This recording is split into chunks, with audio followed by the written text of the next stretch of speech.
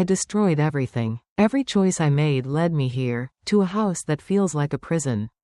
To a man who looks at me like a stranger. To a silence so suffocating I can barely breathe. I betrayed my husband. I shattered his trust. For what? A selfish indulgence. A reckless moment of weakness disguised as love?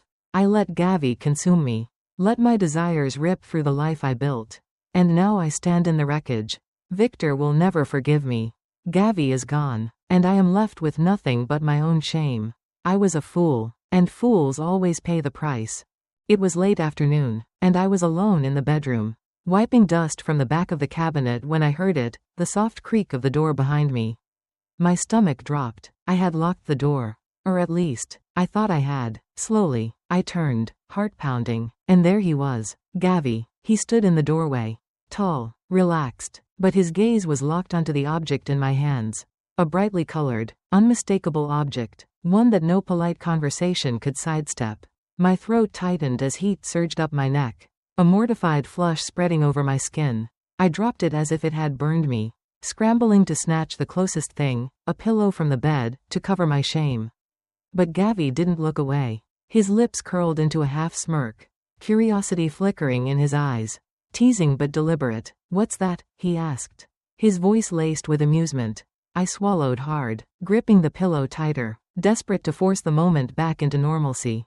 "None of your business," I stammered, my voice too breathless, too unconvincing. But he didn't move. The air between us thickened, stretched tight with something unnamed. And for the first time, I felt truly exposed. The morning after, the world outside remained unchanged, calm, predictable. The same pale sunlight spilling through the kitchen window. The same rhythmic ticking of the clock above the stove. But inside, everything felt different. The moment from the night before, the flicker of something that should never have been there, had altered something between us. Gavi and I sat at the breakfast table like we always did. Victor flipping through the newspaper, sipping his coffee, oblivious to the undercurrent shifting beneath his own roof. But I could feel it. The weight of Gavi's gaze when he thought I wasn't looking. The way his fingers tapped idly against the table. The way the space between us felt smaller despite the physical distance. I reached for the salt. Gavi did too. Our fingers brushed. A fleeting, accidental touch, except it didn't feel like an accident. My breath caught. And for a fraction of a second, neither of us moved. Then, too quickly, I pulled my hand back, gripping my coffee cup as if it were a lifeline. He didn't apologize. He just smirked, eyes flickering with something unreadable. Something knowing. Victor, still lost in the pages of his newspaper, muttered about an article he was reading, unaware that his wife and his son were locked in a silent battle of restraint. The tension wasn't just in the kitchen. It followed us everywhere. In the hallway, when we passed each other too closely, our shoulders nearly brushing. In the living room, where Victor sat inches away, yet completely blind to the way Gavi's gaze lingered on me a second too long. In the quiet spaces, where words weren't needed to confirm what was happening between us, I tried to tell myself it was nothing, that I was imagining things, that my mind was twisting simple moments into something they weren't. But deep down, I knew the truth. We were towing a line that shouldn't be crossed. And every passing second brought us closer to it. One evening, when Victor had gone to bed early, I stood at the sink washing dishes, grateful for the solitude. Then, without a sound, Gavi appeared in the doorway. I stiffened but forced myself to keep my attention on the soapy water swirling in the sink. He didn't speak right away, just leaned against the counter, arms crossed, watching me in that way that made my skin feel too tight. "You don't have to act so nervous," he said at last, voice low, teasing. I exhaled sharply, my grip tightening around a plate. "I'm not nervous," he chuckled, a soft, knowing sound. He stepped closer, not too close, but enough that I could feel the warmth of his presence at my back. "Then why won't you look at me?" I forced myself to turn, to meet his eyes, but it was a mistake. Because in that moment, I saw it, a challenge, a question, a dare. And God help me, I wanted to answer it. The storm rolled in just after sunset, thick clouds swallowing the last of the daylight, casting the house in restless shadows. Victor had gone to bed early, complaining about his aching shoulder, leaving the house draped in silence. I should have felt relief, should have taken the solitude as a chance to breathe, to reset. Instead, my nerves were coiled tight. my skin alive with an energy I couldn't name. I curled up in the living room, a book open in my lap. But I wasn't reading. My eyes drifted to the rain-streaked window, the occasional flicker of lightning illuminating the backyard, the steady drumming of rain filling the empty spaces of the house. But it wasn't the storm outside that had me restless. It was Gavi. I knew he was still awake. I could hear him in the kitchen, the sound of a cabinet closing, the quiet pop of a bottle opening. I should have ignored it. Should have buried myself in the pages of my book and pretended everything was normal. But when I heard his footsteps, slow and deliberate, approaching the living room, something in me braced for impact. He appeared in the doorway, a glass in each hand. Whiskey. He held one out toward me, and I hesitated, glancing toward the hallway as if Victor might suddenly appear. I don't usually drink this late, I said, my voice softer than I intended. Gavi smirked. Maybe tonight's an exception. The room felt too small as he crossed it, settling into the armchair across from me. The lamp beside me cast a warm glow over his face, the sharp angles of his jaw, the faint shadow of stubble along his chin.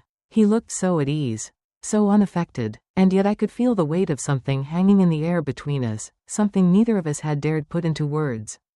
I took a slow sip of the whiskey, the burn grounding me, steadying me. He watched me. I could feel it. I shifted under his gaze, suddenly too aware of everything, the way the rain softened the silence, the way the storm outside mirrored the one inside me. What are you reading? His voice was casual, but there was an edge beneath it, a quiet tension curling around the words. I glanced at the book in my lap as if I had forgotten it was there. Just something light. A lie. I wasn't reading anything. I wasn't thinking about anything except the way the air crackled between us. Gavi swirled the whiskey in his glass, eyes fixed on the amber liquid. Do you ever feel stuck? The question hit harder than I expected. My grip tightened around my glass. I exhaled slowly, carefully. Sometimes. He looked up then. Our eyes met, and the space between us became dangerous. You don't seem like someone who should be stuck, he murmured. You're too alive for that. My breath caught. I looked away, set my glass down, stood up, because I had to, because if I stayed in that chair for another second, I wasn't sure what I would do. And then the power went out. The room was swallowed in darkness, sudden and absolute. I froze, my pulse hammering. I felt him stand too, heard the soft shuffle of his feet on the carpet. Then, warmth. A brush of skin against mine in the dark. A sharp breath escaped me. My body went rigid, but I didn't pull away. Sorry, he murmured, but he didn't move. Neither did I. The air thickened, charged with something neither of us wanted to name. My heartbeat was so loud I was certain he could hear it. Melina, he whispered, my name, spoken like a secret, like a question. And then, as lightning flashed, illuminating the room for just a second, he kissed me, soft at first, a test, a hesitation, as though he was waiting for me to push him away. But I didn't. Instead, my hands clenched the fabric of his shirt, grounding myself in him as the world tilted beneath me. The lights flickered back on.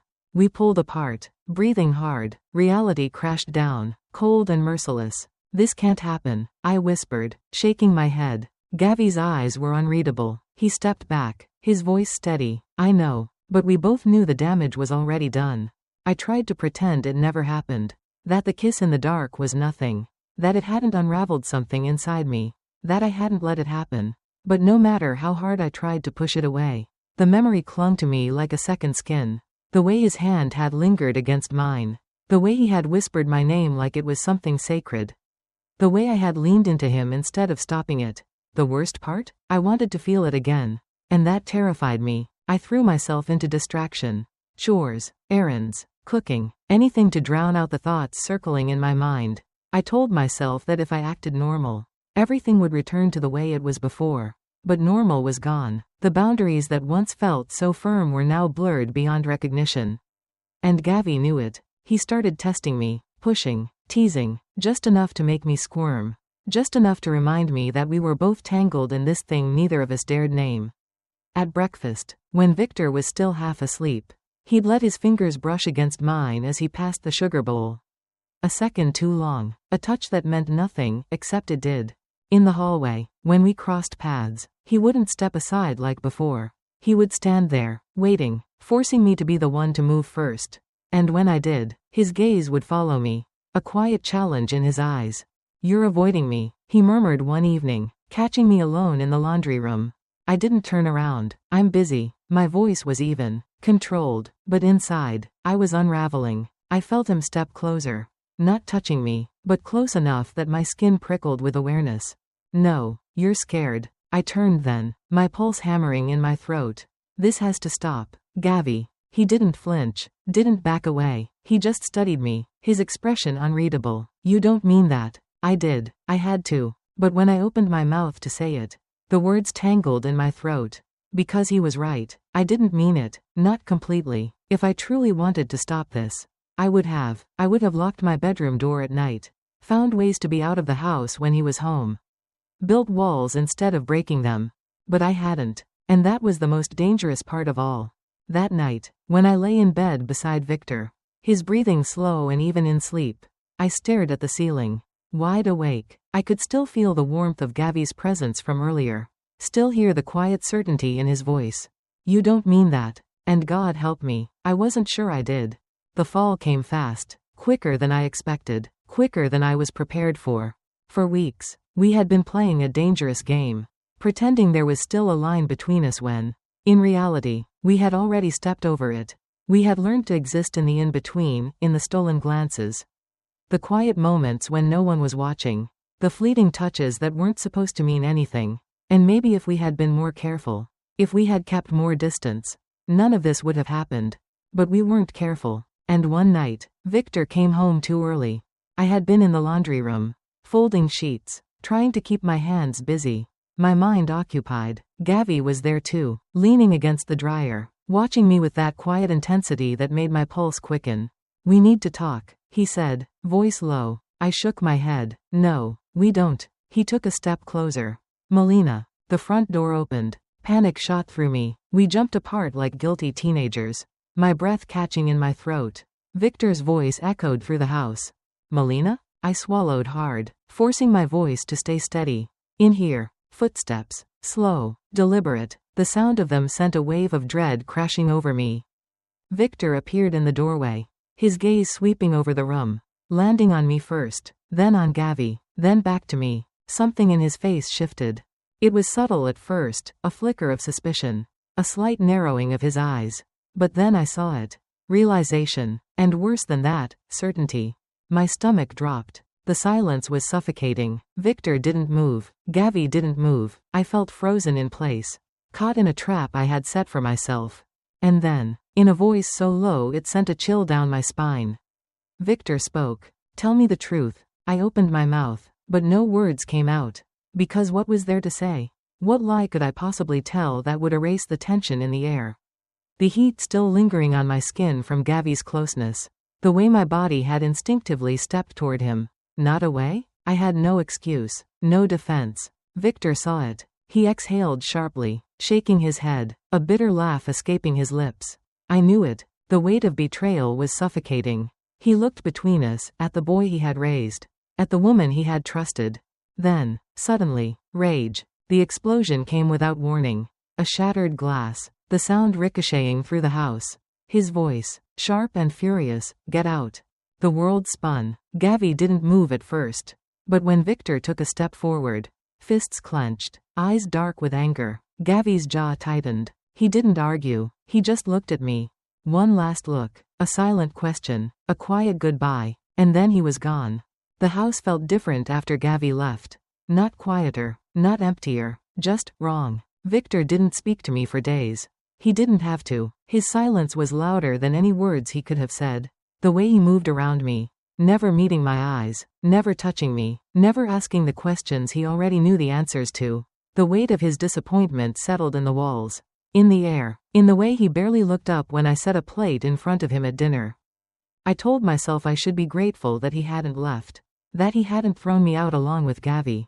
But sometimes, I wondered if that would have been easier. At least if he had screamed, accused, demanded explanations, it would feel like something. But this hollow, dragging quiet, it was worse. The night Gavi left, I had watched from the doorway as he packed. His movements were tight, controlled, his jaw clenched as he shoved clothes into a bag. I wanted to speak, to say something, anything, to fix this before it became irreversible. But what words could change what had already been done? He had looked at me then. And for the first time since this started, there was no teasing in his eyes. No amusement, no challenge, just hurt. I never meant to ruin your life, he said quietly, his voice raw. I swallowed against the tightness in my throat. You didn't. But we both knew that was a lie.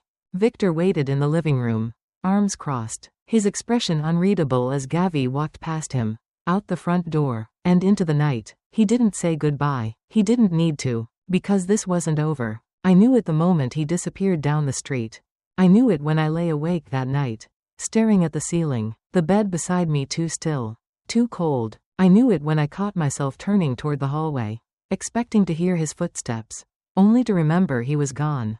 And when the days stretched into a week, and a letter with no return address arrived in the mail, my hands trembled as I unfolded the paper. Melina, I meant what I said. I can't walk away from you. When you're ready, I'll be waiting. Gee, I should have burned it. Should have crumpled it in my fists and thrown it away before I could read it again. But I didn't. Instead, I folded it carefully, tucked it into the back of my dresser drawer, hiding it like a sin I wasn't ready to let go of. Because Gavi was gone. But the wound he left? That would never fade. The letter sat in the back of my dresser drawer, its edges creased from the way my fingers had unfolded and refolded it too many times. I told myself I wouldn't read it again. But I did, over and over, as if the words might change, as if staring at them long enough might make them disappear, or worse, make me believe them. When you're ready, I'll be waiting. Ready, as if this were a decision I could make. A choice that wouldn't set fire to everything in my life. As if I could just close my eyes, step forward, and follow him into the unknown. But life wasn't that simple. Love, if that's what this even was, wasn't that simple. Victor hadn't mentioned Gavi since the night he left.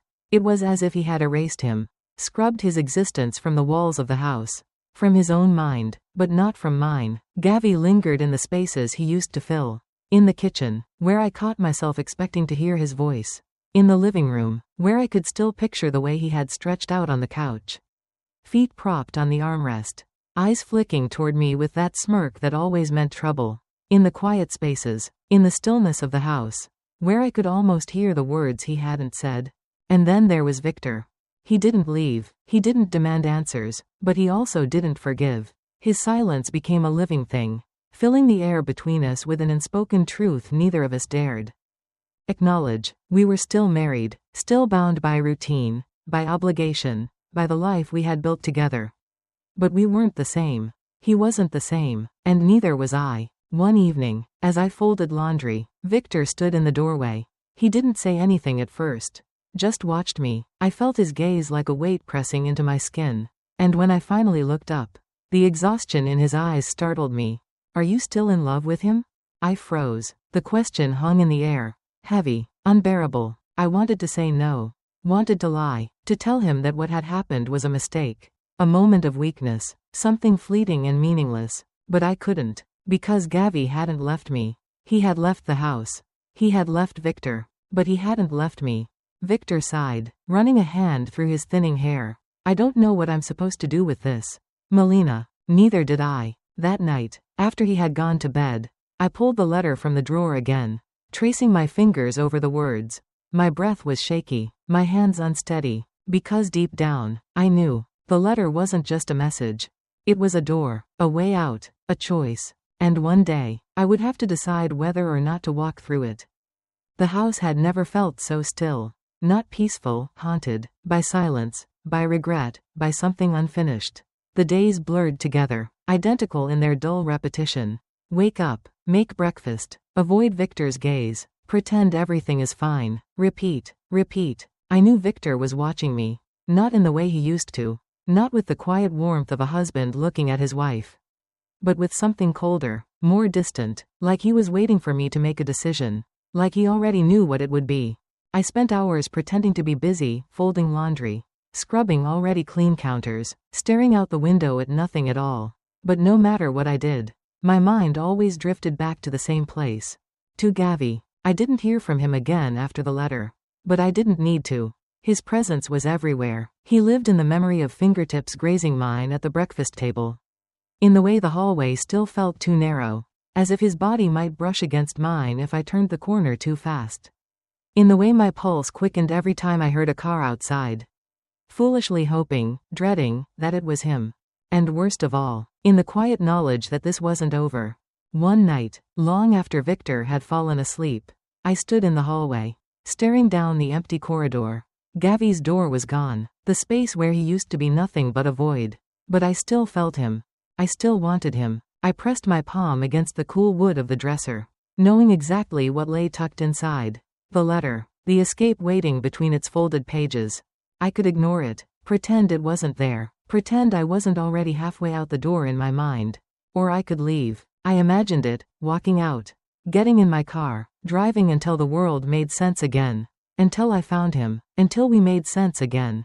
The thought was intoxicating, dangerous. I let my fingers graze the handle of the dresser drawer. Just a peek, just to remind myself what it said. As if I hadn't memorized every word already. And then, a voice behind me. Melina. I flinched, turning to find Victor standing in the doorway, his face shadowed in the dim glow of the hallway light. For a moment, neither of us spoke. Then, quietly, as if he already knew the answer, he asked, "Are you leaving?" I stared at him, my throat tight, my pulse pounding. I didn't know what to say. Or maybe, I did, because this wasn't over. Not yet, not by a long shot.